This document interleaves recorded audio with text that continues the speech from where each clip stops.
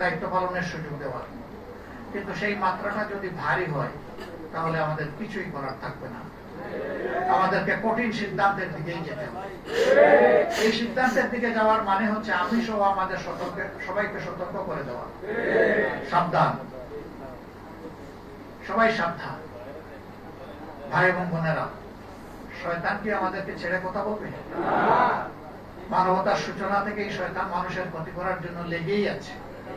আর যারা মুমিন মুসলমান তাদের সাথে আরো শক্তভাবে লাগে, কারণ এর বাইরে যারা আছে, যারা আল্লাহকে মানে না, আল্লাহর আইন মানতে চায় না, তাদের জন্য তো সরকারের এই শয়তানের বেশি কিছু করা লাগে না, লাগে তো যারা মানতে চায় তাদের জন্য। সুতরাং যুদ্ধটা তো শয়তানের আপনাদের সাথে, আমাদের সাথে, আমরা যারা মানতে চাই আল্লাহ তাআলাকে।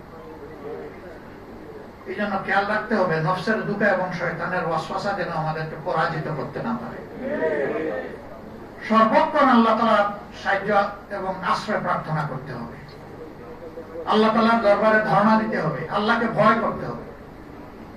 সে আল্লাহ তাআলাকে ভয়ের ভিত্তিতে আমাদেরকে চলতে হবে। বাংলাদেশের এই আন্দোলনের স্পিরিট দুনিয়ার বহু দেশে এখন প্রবাহিত হচ্ছে, তবে কোন দেশের আভ্যন্তরীণ ব্যাপারে আমরা নাক গলাতে চাই না। ওই দেশের জনগণই ঠিক করবে যে তাদের দেশের গতিপথটা কি হবে।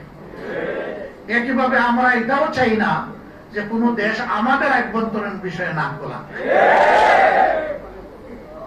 আমরা আমাদের মতো চলতে চাই, আমাদের একটা স্বাধীন পররাষ্ট্র নীতি থাকবে, এই জাতি মাথা উঁচু করে দাঁড়াবে, এই জাতি বিশ্ব সম্প্রদায়ের সাথে সম্প্রীতি রক্ষা করে চলবে, প্রতিবেশীদের দিকে শ্রদ্ধার সাথে নজর রাখবে, কিন্তু প্রতিবেশীদেরও দায়িত্ব হবে আমাদেরকে সম্মান করা। এই সম্মান এবং সমতার ভিত্তিতে আমরা আমাদের পররাষ্ট্র নীতি যেটা আছে এটা দেখতে চাই যে পরিচালিত হচ্ছে।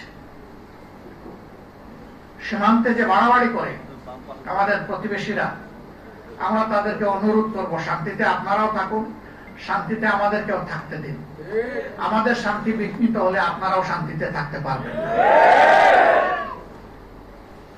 আমরা উভয় শান্তিতে থাকতে চাই।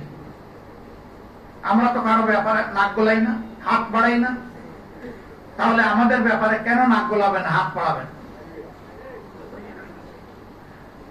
আমরা এই দেশে কোনো সাম্প্রদায়িক অপকর্ম দেখতে চাই না।